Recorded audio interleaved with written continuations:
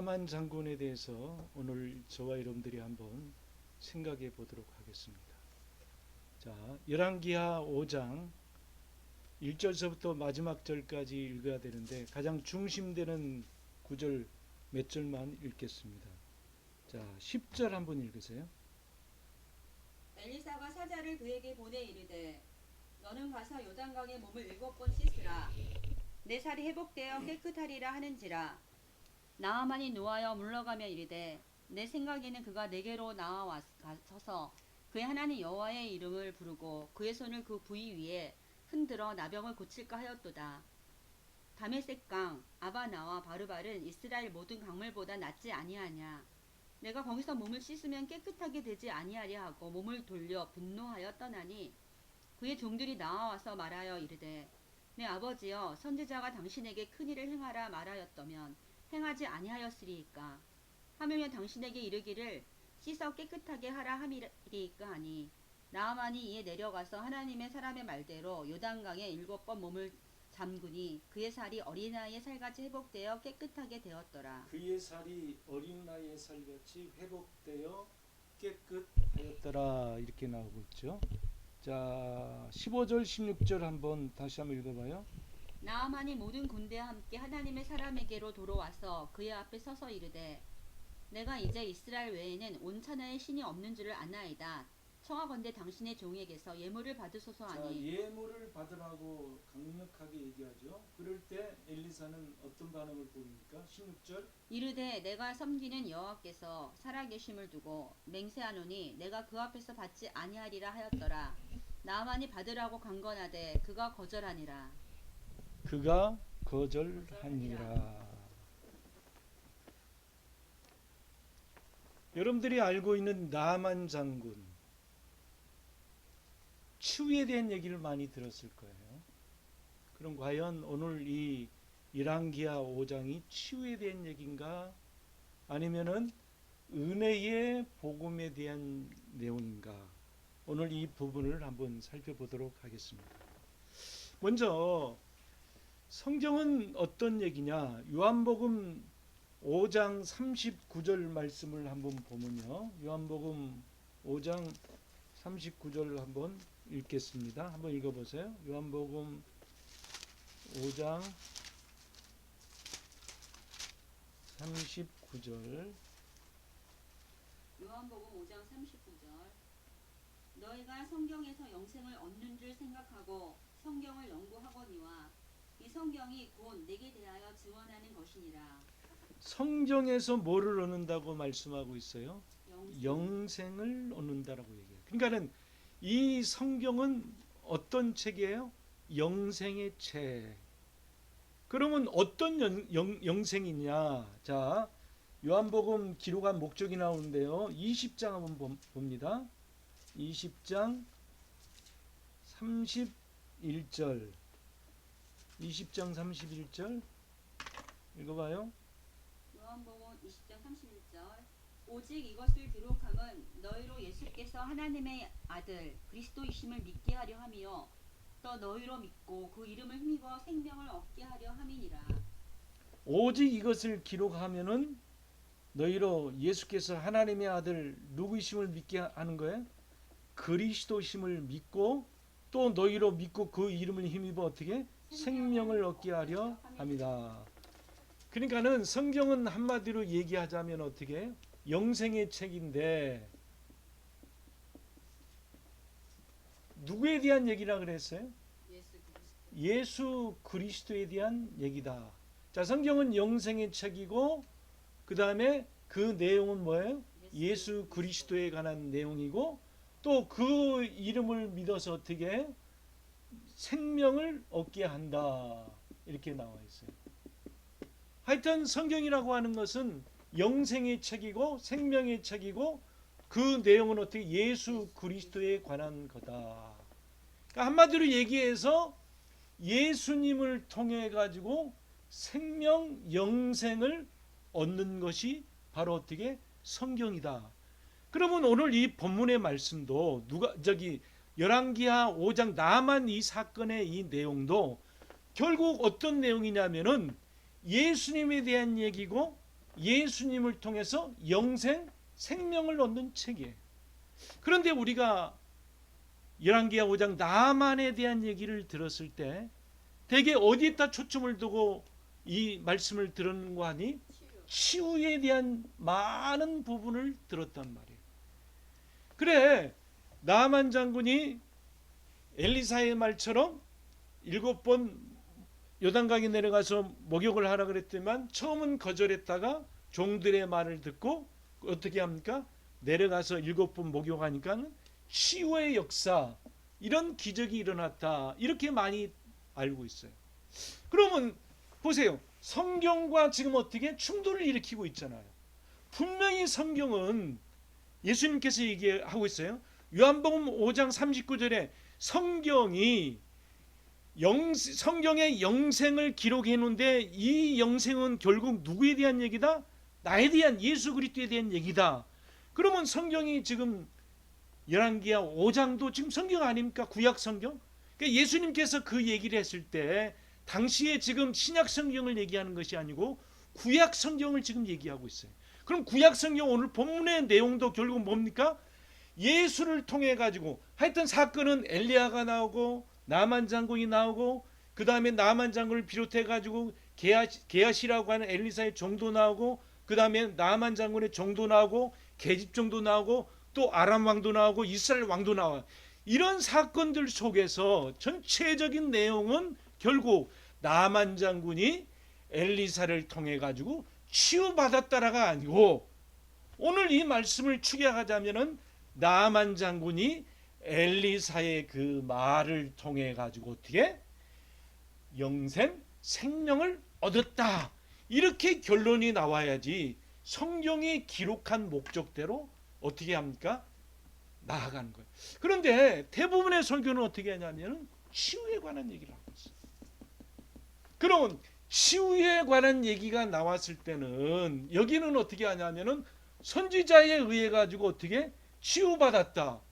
결국 선지자에서 치유받았다고 한다면 성경이 말하고 있는 모든 성경이 내게 대해서 얘기했고 증거했다 그랬는데 예수 얘기도 빠져버리고 그리고 선지자를 통해 가지고 그냥 치유받았다 그러고 한다면 성경에서 말하고 있는 영생 생명 상관이 없는 얘기잖아요. 그럼 성경이 구약 성경에 엘리사를 통해 가지고 나만 장군이 치유받았다고 한다면 그걸로 끝난다고 한다면은 아니 나만 장군이 치유받은 것과 나와 무슨 상관이에요? 만약 그것이 여러분들이 생각하는 대로 나만 장군이 치유받았다라고 하는 그것이 진리라고 한다고 한다면은 그것이 문자적으로 오늘날에도 적용한다고 한다면은 오늘날에도 어떻게 돼야 됩니까? 나병 환자, 문둥병이 어떻게 치유받는 일이 그냥 비일비재하게 일어나야 돼. 그런데 현재는 어떻게 하면 비일비재하게 일어납니까? 일어나지 않는단 말이에요. 그러니까 구약에서 말하고 있는 것은 문자적으로 그것을 해석해 버리면 어떻게 하냐면은 성경이 말하고 있는 부분과 어떻게 동떨어지게 되는 거예요. 그러면은 이 문자대로가 아니라고 한다면 이 문자는 결국 그 사건과 그 내용은 결국 뭐냐면은 어떻게 사인. 그러니까 뭔가를 어떻게 하냐면 가리키는 거예요. 그러니까 나만 장군의 그 치유를 통해 가지고 오늘 제가 여러분들에게 말씀해 주고 싶은 은혜의 복음이 뭔가를 어떻게 드러내 주기 위해서 어떻게 합니까? 나만 장군의 그 문둥병을 하나님께서 이용하셔서 은혜의 복음을 증거하고 있는데, 그러면은 여러분들 전체적인 이것이 어떻게 은혜의 복음이 될 수 있는가를 전체적인 그 결론적인 얘기를 먼저 해보도록 하겠습니다. 자, 오늘 본문에 나만이 나옵니다. 그 나만의 실존이 뭐냐면은 문둥병 걸렸어요. 자, 문둥병은 한마디로 얘기하자면은 죄의 본질을 얘기하고 있어요.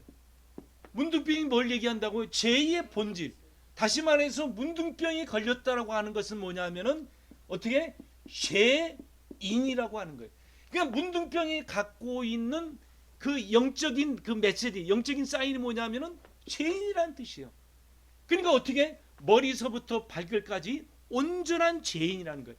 그러니까 오늘 이 나만 장군이 어떻게 합니까? 겉으로는 어떻게 계급장을 달고 있었고 겉으로는 어떻게 합니까? 어마어마한 건세와 어마어마한 부와 많은 것들을 외부적으로 갖고 있었지만 실질적으로 어떻게 합니까? 옷을 벗겨보니까 그 내면을 보니까 어떻게 머리부터 발끝까지 어떻게 온전하게 어떻게 문둥병이다.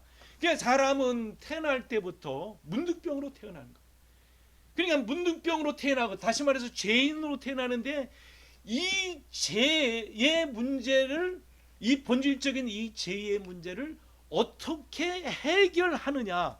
다시 말해서 이 문둥병 자체를 얘기하는 것이 아니라 이 문둥병이 가르치고 있는 그 사인, 그 본질적인 목적이 뭐냐면 죄인.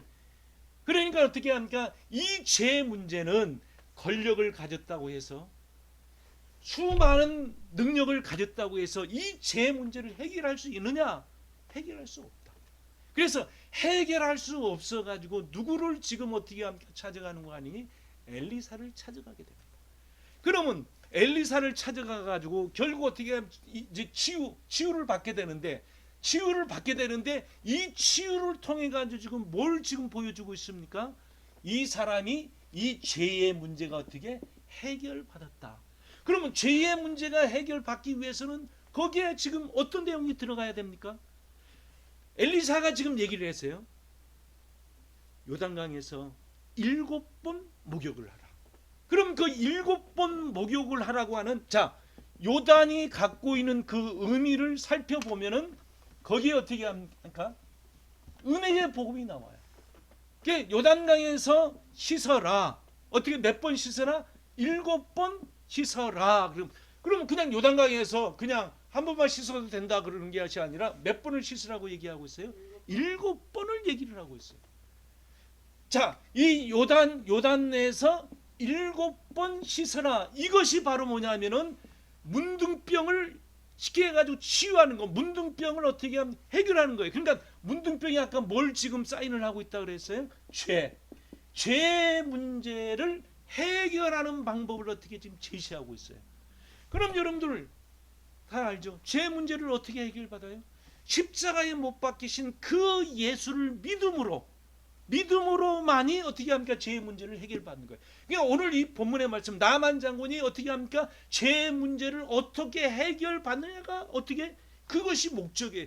단순히 이 나만 장군이 치유를 받았다 순종해가지고 어떻게 합니까? 이 기적이 일어났다 거기에 초점을 두는 것이 아니라 성경에서 본질적으로 말하고 싶은 죄인이 어떻게 하면 구원을 받을 수 있을까? 그 죄의 문제를 해결하는 것이 오늘 이 메시지 어떻게 초점이라고 하는 거예요.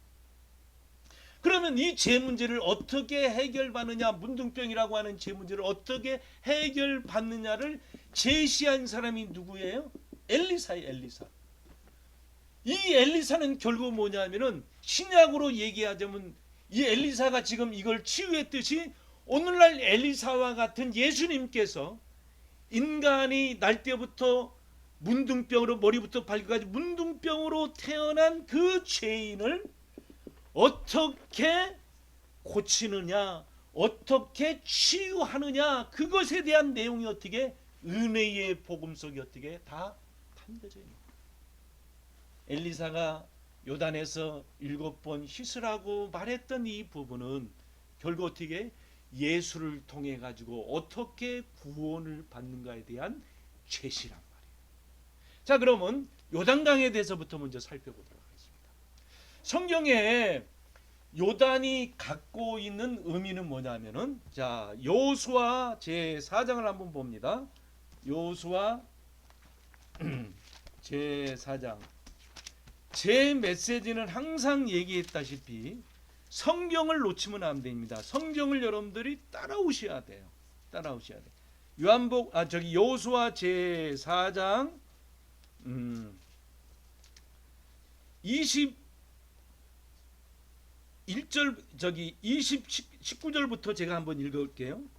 첫째 달 10일에 백성이 요단에서 올라와 여리고 동편 경계 길가에 진침해 여호수아가 요단에서 가져온 12돌을 길가에 세우고 이스라엘 자손들에게 말하 이르되 후일에 너희의 자손들이 그들의 아버지에게 묻기를 이 돌들이 무슨 뜻이냐 하거든 너희는 너희 자손들에게 알게 하여 이르기를 이스라엘이 마른 땅을 밟고 이 요단을 건넜음이라 너희 하나님 여호와께서 요단물을 너희 앞에서 마르게 하사 너희를 건너게 하신 것 같이 어떻게 합니까? 다시 한번 23절에 보니까 너희 하나님 여호와께서 요단물을 너희 앞에 마르게 하사 너희를 건너게 하신 것이 뭐와 지금 비교되냐면은 너희 하나님 여호와께서 우리 앞에 홍해를 말리시고 우리를 건너게 하심과 같았나니 이렇게 얘기했어요.